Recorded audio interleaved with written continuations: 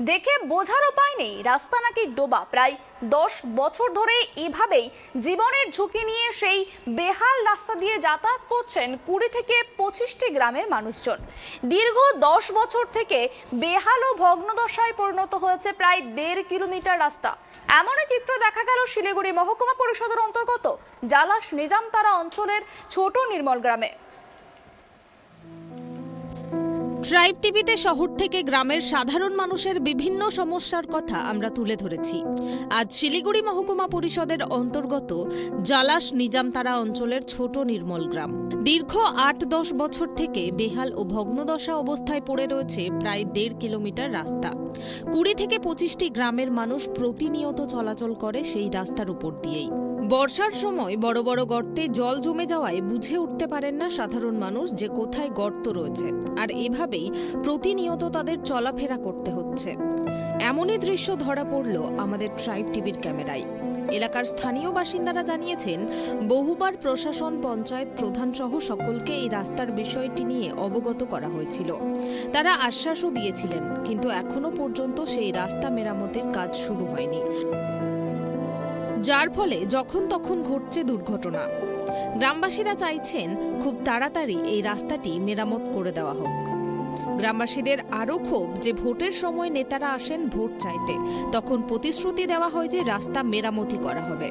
দীর্ঘ প্রায় 1 বছর হতে চলল বোর্ড গঠনও, কিন্তু এখনো পর্যন্ত এই রাস্তার মেরামতির কাজে উদ্যোগ গ্রহণ করতে দেখা যায়নি এলাকার পঞ্চায়েত ও প্রধান সহ প্রশাসনের আধিকারিকদের। আপনি এদিক দিয়ে ডেইলি যাতায়াত করেন? হ্যাঁ। কি করেন আপনি? আমি শিক্ষকতা করি। কোন স্কুলে? ঘোষিবিটা প্রাইমারি স্কুল। প্রাইমারি। এই যে প্রতিদিন যাচ্ছেন, কতটা কষ্ট হচ্ছে ভাঙা রাস্তা? খুবই কষ্ট হচ্ছে। বর্ষার দিনে এরকম হয়ে যায়, দেখাও যায় না। জল জমে থাকলে কখন কি হয় বলা বড় মুশকিল। কয়দিন হোঁচট খেয়ে পড়ে গেলাম, কি করে যাবে? হোঁচট খেয়ে পড়ে যান? হ্যাঁ, এই গর্তে যদি জল ভর্তি হয়ে থাকে, গর্তগুলো বোঝা যায় কি? জলে পরিপূর্ণ থাকে, কোথায় কম কোথায় বেশি বোঝাই যায় না। তাহলে আপনার স্কুলে যে বাচ্চারা যারা যায়, কতটা অসুবিধা হয়? ভালোই অসুবিধা হয়। বাচ্চাদের অসুবিধা হবে না এই রাস্তা দিয়ে হেঁটে গেলে? কি চাচ্ছেন? রাস্তাটা যাতে তাড়াতাড়ি ভালো হয়। আপনারা এই বিষয়ে জানিয়েছেন যে এলাকার কেউ জানে? প্রধান পঞ্চায়েত? তা বলতে পারবো না, আমি তো বাইরের থেকে আসি। কোথার থেকে আসেন? আমি ডাঙ্গাপাড়ার থেকে আসি। প্রতিদিন এদিক দিয়ে? হ্যাঁ, প্রতিদিন যাই। শরীরে কষ্ট হয়? অবশ্যই। বয়স হয়ে গেছে, এখন তো কষ্ট হয়। 10 বছর হবে। প্রধান পঞ্চায়েতকে জানিয়েছেন? তবু এখনো হয়নি? জানানো হয়েছে তো। জানানো হয়েছে। কি আশ্বাস? রাস্তা হবেই, ইলেকশনের পরে হবেই। বর্ষার সময় কতটা অসুবিধা? পুরো অসুবিধা। কি চাচ্ছেন আপনি? রাস্তা পাকা হোক। কত টাকা খাওয়া এরকম ভাঙা? এখান থেকে তো প্রায় এই বেশি দূর না, 1 কিলোমিটার। গ্রামবাসীরা জানাচ্ছেন, রাস্তা কবে তৈরি হবে তা আমাদের জানা নেই। আমরা চাই অবিলম্বে এই রাস্তা মেরামতি করে দেওয়া হোক, কারণ ছোট ছোট বাচ্চারা স্কুলে যেতে পারছে না। যে কোনো সময় ঘটছে বাইক এবং 4 চাকা গাড়ির দুর্ঘটনা, অনেকে আহত হয়েছেন। খুব তাড়াতাড়ি এই রাস্তাটি মেরামত করে দেওয়া হলে অনেকটাই উপকৃত হবেন এলাকার মানুষজন। অনেকদিন হলো তো এই রাস্তাটা খারাপ হবার, অনেকদিন, মোটামুটি 3 বছর হয়ে গেল, এখনো রাস্তাটা ঠিক হয়নি। আমি এটাই চাই রাস্তা যেন ভালো হয়। এই অনেক গাড়ি চলছে, পুরা বড় বড় গাড়ি চলছে, বাচ্চা কাচ্চার অসুবিধা হচ্ছে, স্কুল যাইতে অসুবিধা হচ্ছে।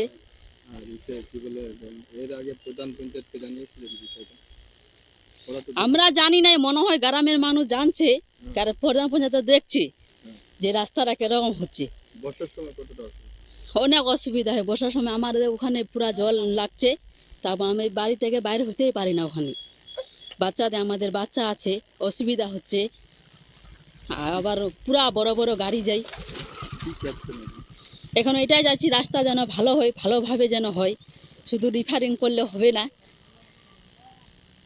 শুধু রিফারিং করতে হবে না, আবার ঠিক করতে হবে রাস্তাগুলো ভালো করে, একদম যেন 2টা গাড়ি যায়, রাস্তা যেন না ভাঙা রয়েছে। 3 কোনো মেরামত হচ্ছে না, খালি বলতেছে যে টেন্ডার হয়ে গেছে, কিন্তু ওইটাই শুধু বলতেছে, কিন্তু আর কাজ হচ্ছে না।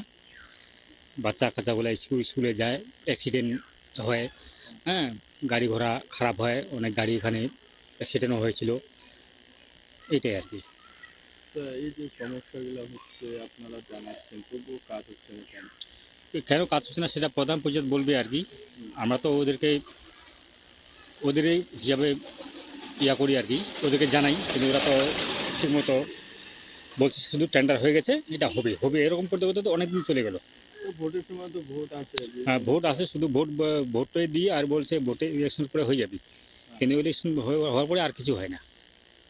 এখন আপনারা কি দাবি করছেন?